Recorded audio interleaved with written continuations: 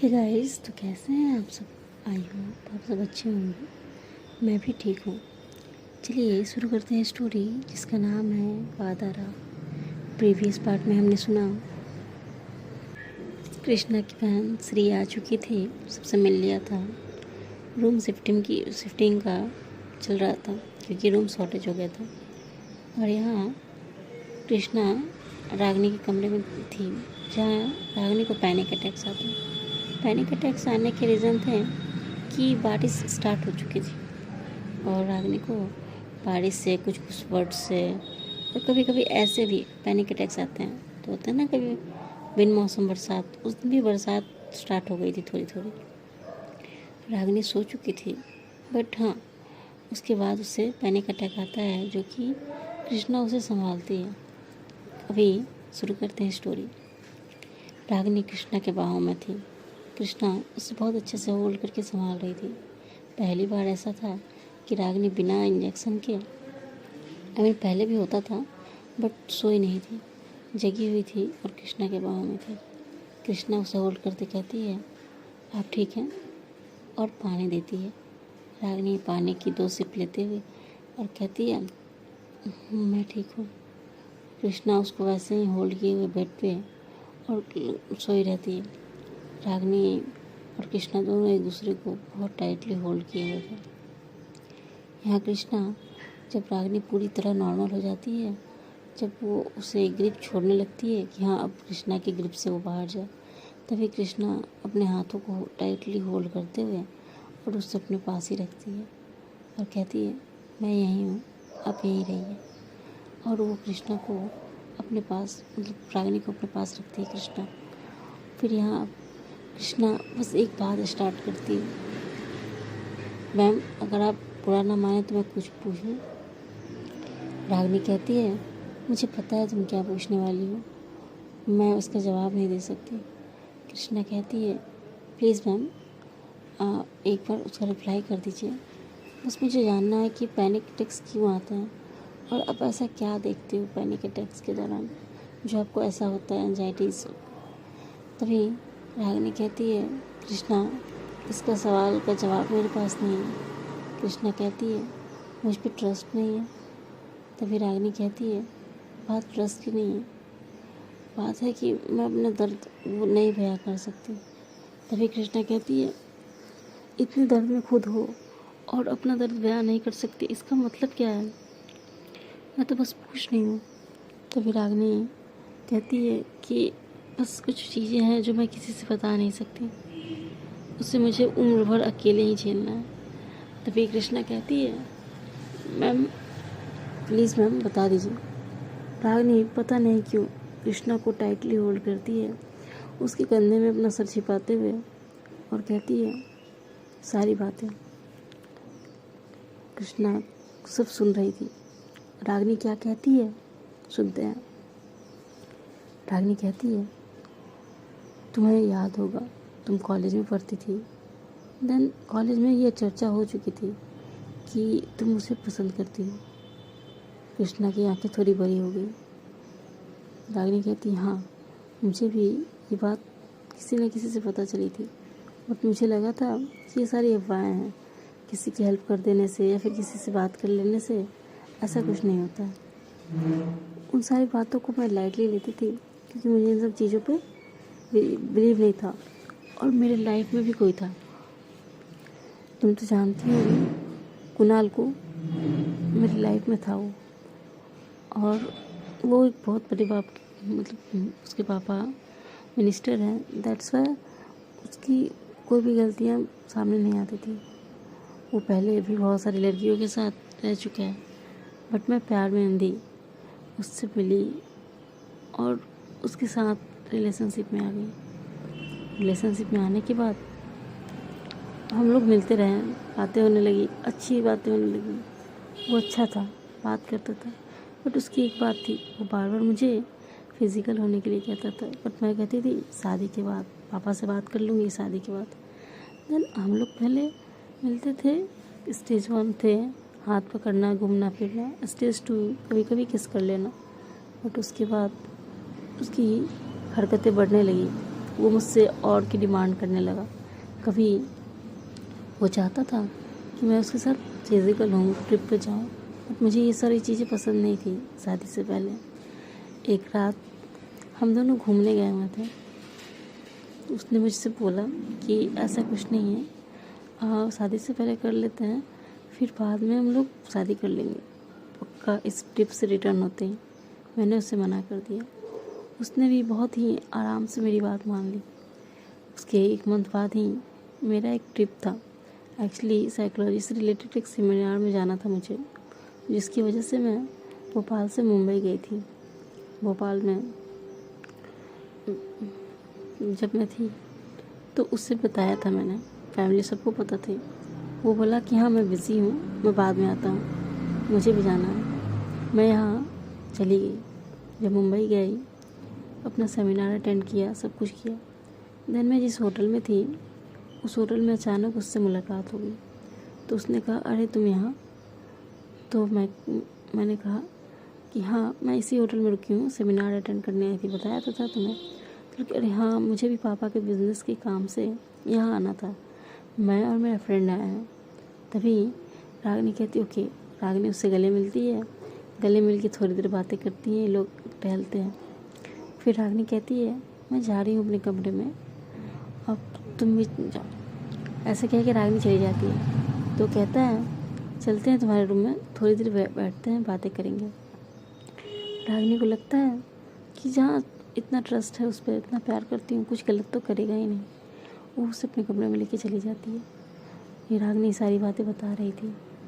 रागिनी उसे अपने कमरे में लेके जाती है। वो बालकनी के पास खड़ी रहती है, उससे बातें कर रही थी। उसका फ्रेंड रागिनी के बेड पे बैठा हुआ था। रागिनी बोलती है कि अब जाओ, सोने जाओ, तुम्हारा दोस्त यही है, क्या समझेगा। तो कहता है बस एक बार हक कर लो अच्छे से, और एक किस तो मिल ही सकती है। रागिनी कहती है बट तुम्हारा दोस्त। तो कुणाल कहता है कि ठीक है मैं ऐसा करता हूँ। ऐसा करके वो और जो गैलरी के पास कर्टन्स थे उसे लगाते हुए और उससे किस करने लगता है। किस करने के बाद वो थोड़ा सा वाइब होने लगता है। तभी रागिनी उसे पीछे की तरफ पुश करती है और कहती है बस हो गया, बोला ना नहीं। तभी वो कहता है कि व्हाट डू यू मीन नहीं।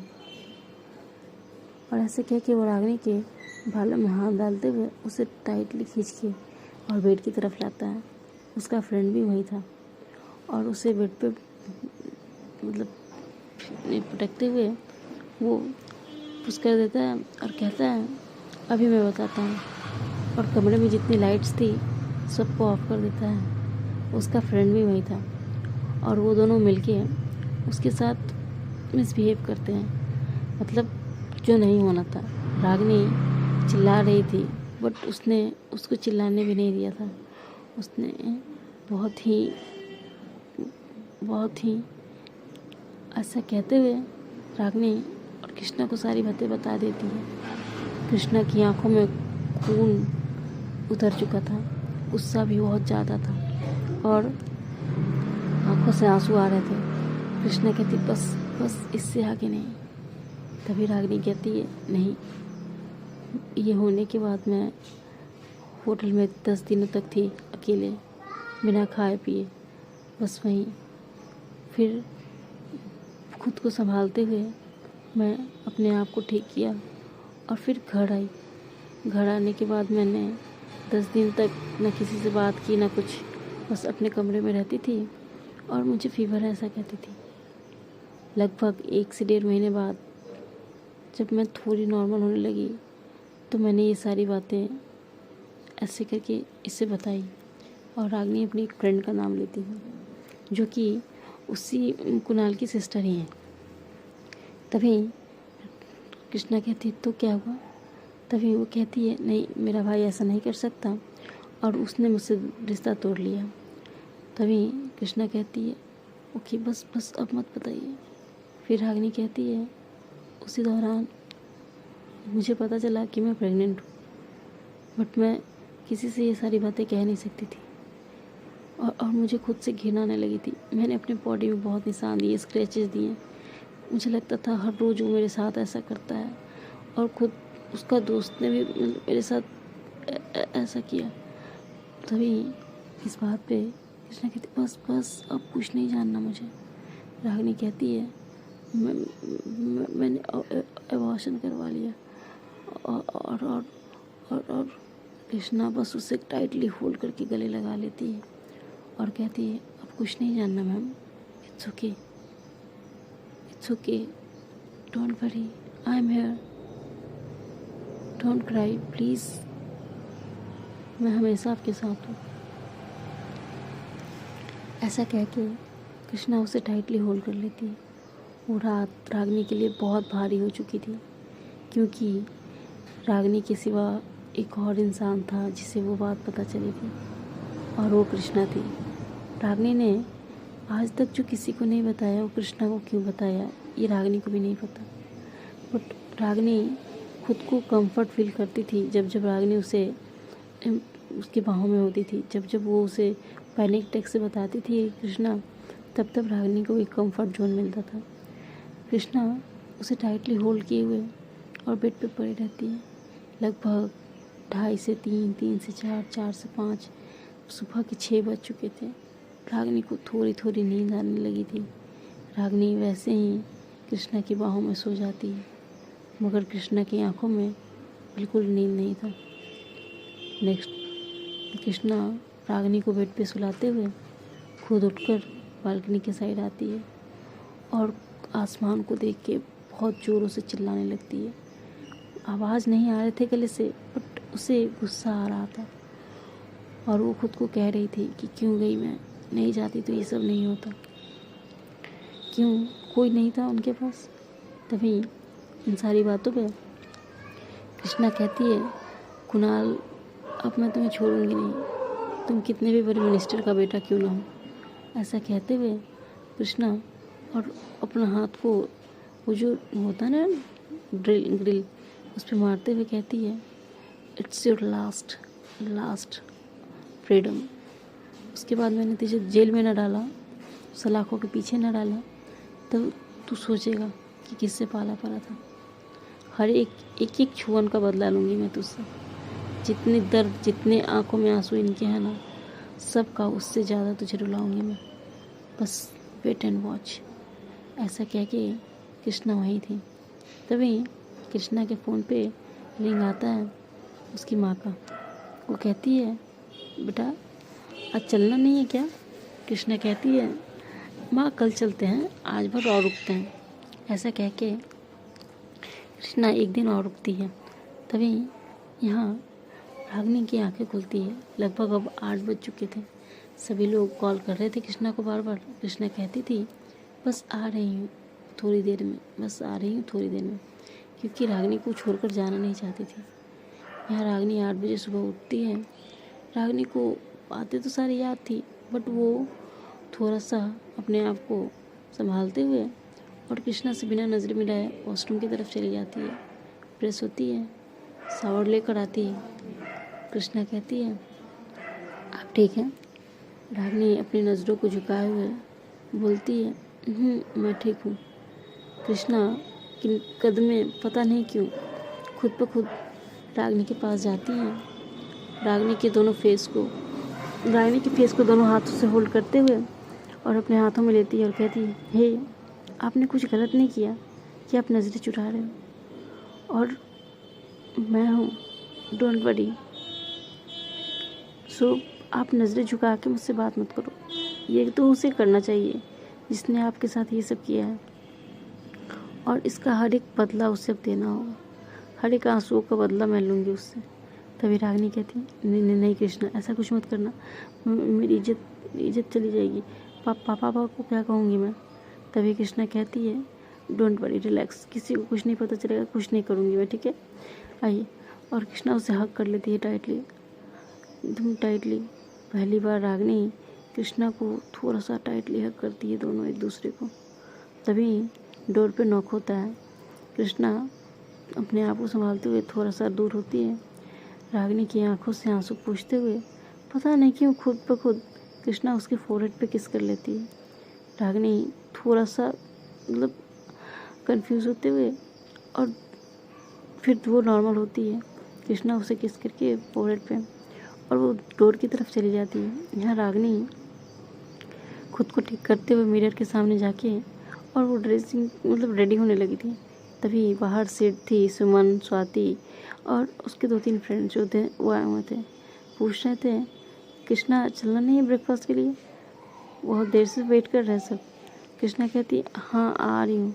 तभी स्वाति अंदर आते हुए और वो रागिनी के पास जाती है। कहती है क्या हुआ रागिनी, तू सोई नहीं ठीक से? रागिनी कहती है नहीं नहीं मैं ठीक हूँ। तभी स्वाति चिढ़ाती है, कहती है कि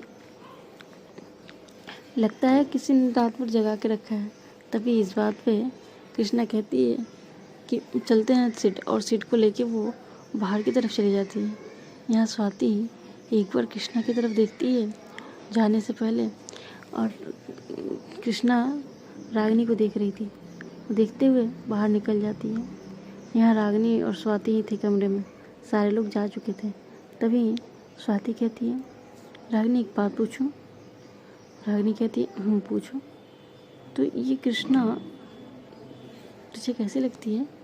रागिनी कहती है जैसी है वैसी लगती है। तभी स्वाति कहती है यार अगर मैं सिंगल होती तो मेरा तो दिल ही आ जाता इस पर। इतनी हैंडसम है, इतने चार्म, एकदम क्यूटी फेस, आई लव। तभी रागिनी कहती है शर्म कर ले, किसी के साथ रिलेशनशिप में है। तभी स्वाति कहती है क्यों, जलन हो रहा है तुझे उसके साथ रिलेशनशिप में आना है? रागिनी कहती है स्वाति तुझे पता है ना मुझे इन सारी बातों पे विश्वास नहीं है और मुझे इन सारी चीज़ों में पढ़ना भी नहीं है।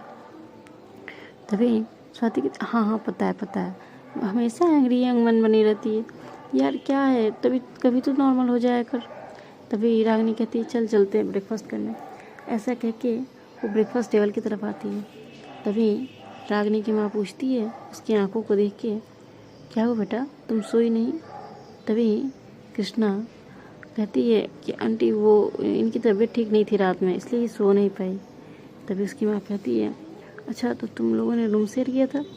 तो कृष्णा कहती हाँ वो रूम एक्चुअली मैंने बुक किया था दी के लिए, बट वो शॉर्टेज हो गया था, कोई आके स्पेशली रिक्वेस्ट करके वो ले लिया और वो रात का वक्त था तो मैं मना भी नहीं कर पाई, इसलिए मैंने बोला ठीक है दे दो। और यहाँ पे दिए आए थे तो एडजस्ट करना था तो सबको पेयर कर दिया। तभी कृष्णा कहती है और अपना ब्रेकफास्ट करने लगती है। रागिनी की माँ उसके पास आती है और कहती है फिर से हुआ था? रागिनी के अपना सर बस हल्का सा हिला देती है। उसकी माँ उसके सर पे सहलाते हुए कहती है अभी ठीक हो, तबीयत ठीक लग रही है? कृष्णा की इस बात पे रागिनी की माँ की इस बात पे रागिनी कहती है मैं ठीक हूँ, और वो अपना ब्रेकफास्ट करने लगती है। कृष्णा के माइंड में 2-3 बातें चल रही थी। एक श्री और उसके हस्बैंड की जो डिस्टेंस था वो क्यों था, एक रागिनी का ये, और दूसरा कि क्या मुझे एक्शन लेना चाहिए रागिनी के अगेंस्ट, जहाँ कि रागिनी मना कर रही है। तभी सारी बातों को वो इग्नोर करते हुए अपने फेस पे बहुत बड़ी सी स्माइल लाते हुए ब्रेकफास्ट कर लेती है, जैसे मानो कि वो सारी चीज़ों से अनजान है और वो बस अब इस वक्त मोमेंट को जी रही थी। कृष्णा की यही तो एक अच्छाई थी कि वो हर एक चीज़ को अपने फेस पे दिखने नहीं देती थी और वो बस करती थी। क्या आगे क्या होगा ये तो आगे ही पता चलेगा। कृष्णा कैसे उस कुणाल को सज़ा दिलाएगी, या फिर कृष्णा भी चुपचाप चली जाएगी, रागिनी ऐसा होने देगी, या फिर यूं ही दोनों खामोशी से उसे हादसा मानकर और जीने लगेंगे। जानते हैं आगे। तब तक के लिए सुनते रहिए मेरी story. Thank you so much. अपना ख्याल रखिए, अपनों का ख्याल रखिए और हमारी स्टोरी सुनते रहिए।